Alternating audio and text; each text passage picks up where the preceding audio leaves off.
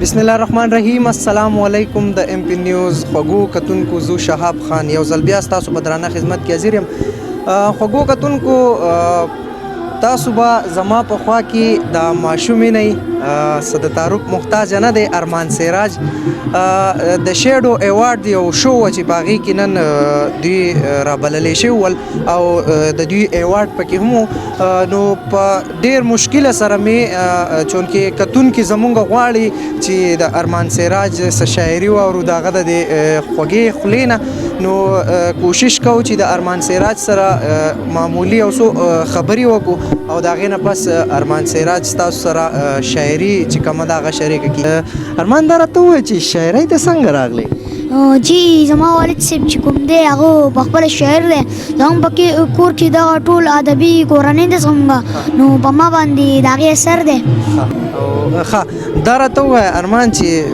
د شاعرۍ سره د شوق څنګه راغی او شاعري چې دا تو کومه شاعري کې اکثر زما هم تاسو ته خیال وي چې اکثر تو په یاد وي نو داسې درته څنګه یادېږي؟ ډېر ګران کار دی. جی دا ما تاسو ته ووایي چې زما والد صاحب پخپله شاعر دی نو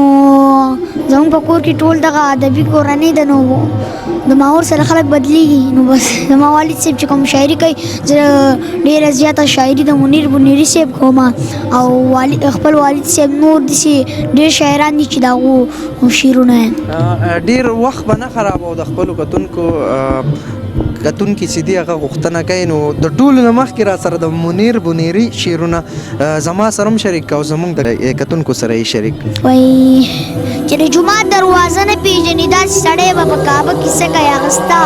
مینه په هوا ګرځوي زما روز زما سینې کې څه کوي منیر پاگل په میخانه کې ګوره منیر پاگل په مدرسه کې څه کوي. نور داسې چې ستا چې کوم ډېر زیات خوښ دي او تا نه یې ویلي هغه شعرونه را سره شریک که زموږ سره زموږ د کتونکو سره؟ جی داسې زاړه شعرونه دي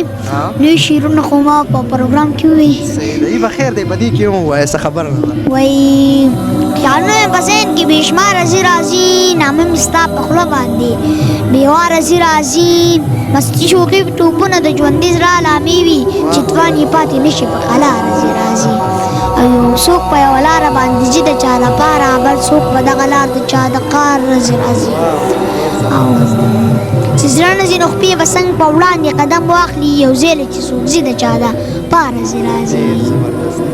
او خالي جیبونه لاړ شي چې پیسو سره نه وي ناکامه نامراده د بازار راځي او سراج په جنت وطن کې ژوند د مجبورو کړو مالدار ولا سینونه د ښار راځي. ډېر زبردست دی.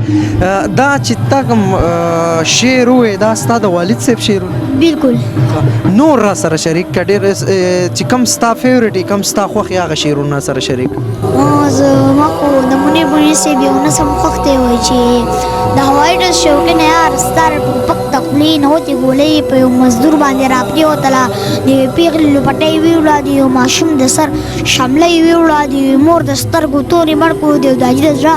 ټکورې مړ کړو یې په خالي د خدای اور پورې کا یوه خالي د خدای اور پورې کا په دې مستۍ د خدای اور پورې کې د ځواني خدای په سین لو کا په دې ځواني د خدای اور پورې کا ستا خوشحالي د دی بېشکه وکړه ولګه ډېر ټوپکه وکړه دا خوشحالي د په اتڼو وکړه دا خوشحالي په ډولونو وکړه دا خوشحالي په سندرو وکړه دا خوشحالي په سازونو وکړه دغه سپور خلکو مه خندوئ دا سرتور خلکو مه خندوئ ټوپک نه قلمونه جوړ کړه د دې بارودو نه صحیح جوړه کړه دا کمربند خو د بستې په شان دی دې کارتوس نه کاپي جوړه کړه د چا کچه کورونه ولې ورانې د انسانانو زړونه ولې ورانې دا تنکي خیالونه ولې جوړې دا تنکي خیالونه ولې ورانې د دې پټکي نه دې شمله جوړه کړه چېرته جومات جوړ کړه حجره جوړه کړه د پردو کرکو نه ساز مه جوړه خپل مازغه وچړه نغمه جوړه کړه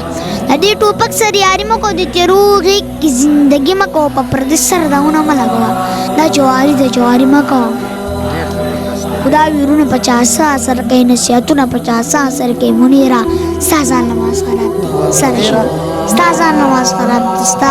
شعرونه 50 اثر کوي. اخرنۍ تپوس ته کوم زموږ د ام پی نیوز کتونکو له څه پیغام ورکول غواړم؟ جی زه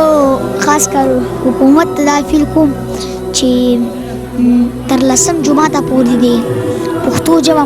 مقرر کړي چې زموږ کم ماشومان بچي چې دي هغه په پښتو کې لیک لوست زده کړي. زیاته مننه.